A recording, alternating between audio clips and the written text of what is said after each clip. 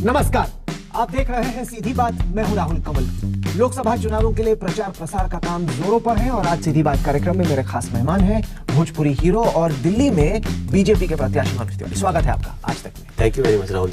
आपको फिल्मी स्टार के तौर पे जानते हैं वाकई में। आपकी पॉलिटिक्स क्या है? आप पिछली दफा नहीं जनाब पिछली दफा गोरखपुर से समाजवादी पार्टी की टिकट पे लड़े थे। आप लड़े नहीं थे? लड़े थे। समाजवादी पार्टी की विचारधारा से इत्तेफाक करते हैं कि बीजेपी से? समाजवाद सीधा सवाल, सीधी बात हो रहा है। सीधी बात हो रही है। क्या मैं समाजवाद का सम्मान करता हूँ, फिर क्यों? लेकिन भारतीय जनता पार्टी में समाजवाद है। यहाँ पे सारे गंदे लोगों का हमारे यहाँ राजनीति में राज है, जो जानते ही नहीं कि जनता की दिक्कत क्या है, भाषा का सम्मान क्या है। पूर्वांचल के लोगों को अपने ही देश में मारा जाता है, शिवसेना मारती है, राज ठाकरे मारती है, भारतीय जनता पार्टी उनके साथ उनका समर्थन करके शिवसेना का और आके हमसे वोट मांगती है। ऐसी भारतीय जनता पार्टी को उत्तर प्रदेश बिहार में वोट मांगने का अधिकार है क्या? हिपोक्रेसी की भी सीमा होती है। मौका परस्ती है ये, कोई आइडियोलॉजी नहीं। बिल्कुल नहीं। पहले में उसे मुझे उठा के ले आया गया। नहीं, जबरदस्ती कैसे? आपको बच्चे हैं कि आपको जबरदस्ती उठा के कोई ले आएगा? वो गलती थी मेरी। वहां मैं समझता हूँ कि मैंने गलती की, क्योंकि वो मेरा अनाड़ी सा डिसीजन था। भाई अमर सिंह जी उनको बहुत मानता था, अमिताभ बच्चन जी सामने बैठे थे सब लोग, और मुझे लगा कि अरे यार ये क्या हो रहा है। मैं नाना भी बोला। जी पहली बार हम जीवन में एक बहुत अच्छा काम किए हैं। आज हमको इस बात का बहुत गर्व है। मैं तो चुनाव तभी जीत गया जब मैं लड़ने का डिसीजन ले लिया। आप कभी बात करिए। स्थिति आप कह रहे हैं कि अनाड़ी सा फैसला था जी, गलत पार्टी में मैं घुस गया। मेरी बात मेरी गलती थी। आप दिल्ली में वोट मांग रहे हैं, 2009 में आपको ये नहीं मालूम कि कौन सी पार्टी में घुसना है, आपको जबरदस्ती करके कोई घुसा देता है 89 और से आप ABVP फिर से उम्मीद कर रहे हैं कि लोग आपको वोट देंगे। 89 से मैं एबीवीपी का सदस्य रहा हूँ। अरे सपा में पिछले चुनाव में लड़े, क्या पता अगली दफा कांग्रेस में लड़ जाए? राहुल गांधी आपको बुलाए 2019 में, मनोज तिवारी वहां लड़ जाए कांग्रेस की टिकट। मेरी एक विचारधारा है। मेरा विचारधारा है सपा की विचारधारा है कि बीजेपी नहीं। समाजवाद को हम नकार नहीं सकते। तो आपने नकार दिया? नहीं, कहा नकार। आपने छोड़ के आगे सपा को? मेरा विचारधारा है कि इस समय नरेंद्र मोदी जी इस देश को बहुत बड़ी ऊंचाई दे सकते हैं। कैसे मालूम आपको? जो कुशासन रहा है 10 साल का, जिस तरह से महंगाई, भ्रष्टाचार, हर दिन तो आपका चैनल देखते हुए मैं यही देखा हूँ, ये भ्रष्टाचार, ये महंगाई, ये वो सब कुछ, उससे निजात नरेंद्र मोदी ने खुद को सिद्ध किया है। आपने आपको इस काबिल बुलाया है।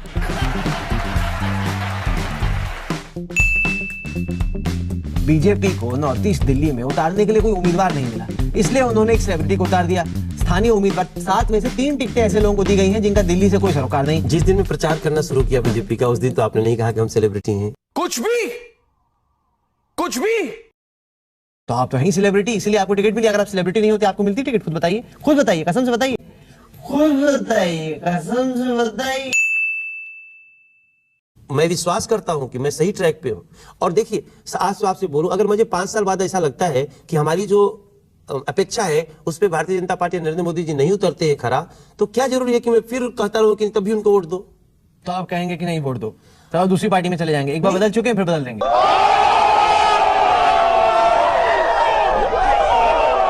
देखिए, इस देश की जो स्थिति कर दिया है पिछले 60 साल में कांग्रेस ने, अशिक्षा, बेरोजगारी, भ्रष्टाचार, महंगाई, सब कुछ, ऐसी स्थिति में हमारा कुछ फर्ज बनता है कि नहीं? तो जैसे जनता का वो मत होता है, वैसे ही मेरा मत है। अभी मुझे लगता है नरेंद्र मोदी इस देश का प्रधानमंत्री होना चाहिए। तो क्या मुद्दा है आपका? सिर्फ मोदी ही मुद्दा है कि कुछ समझे अपने स्थानीय इलाके की क्या समस्याएं हैं, कैसे समाधान पाएंगे उनका?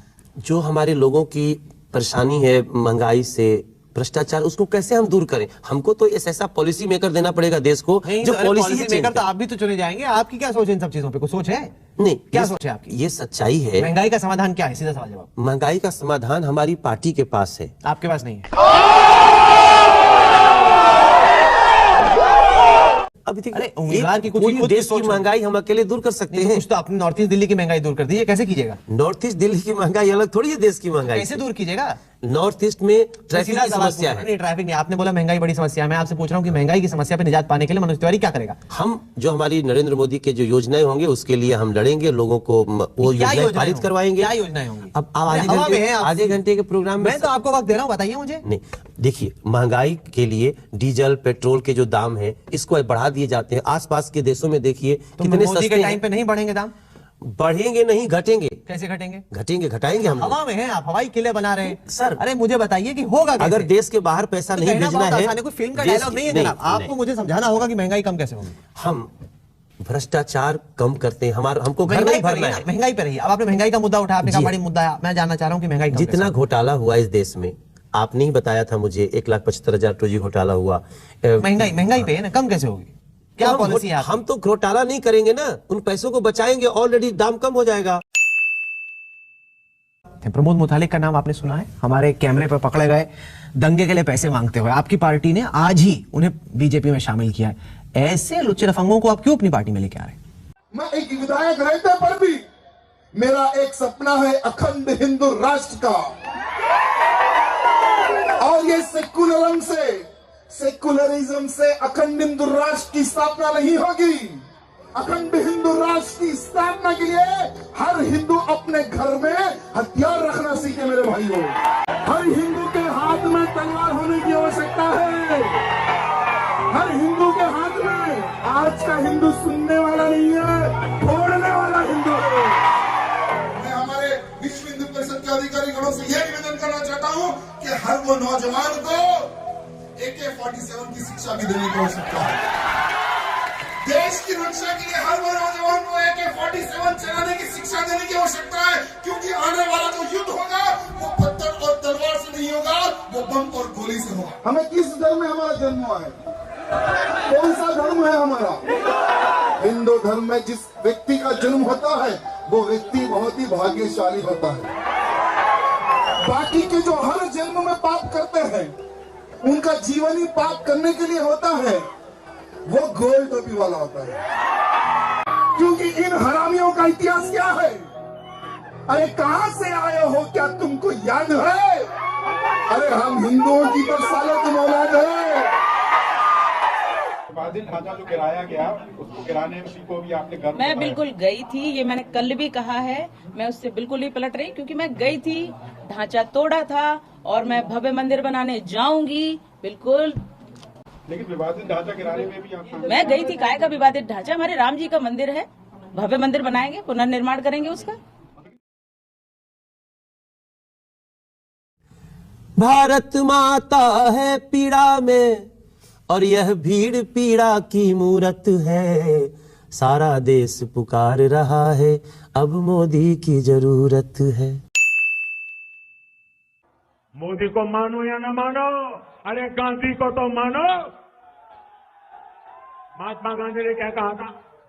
महात्मा गांधी जी ने कहा था कि मोदी जी के पास प्लान है, दिल्ली का बहुत बड़ा प्लान है। क्या प्लान है, आपने देखा है? जी देखा नहीं है, लेकिन मुझे पता है।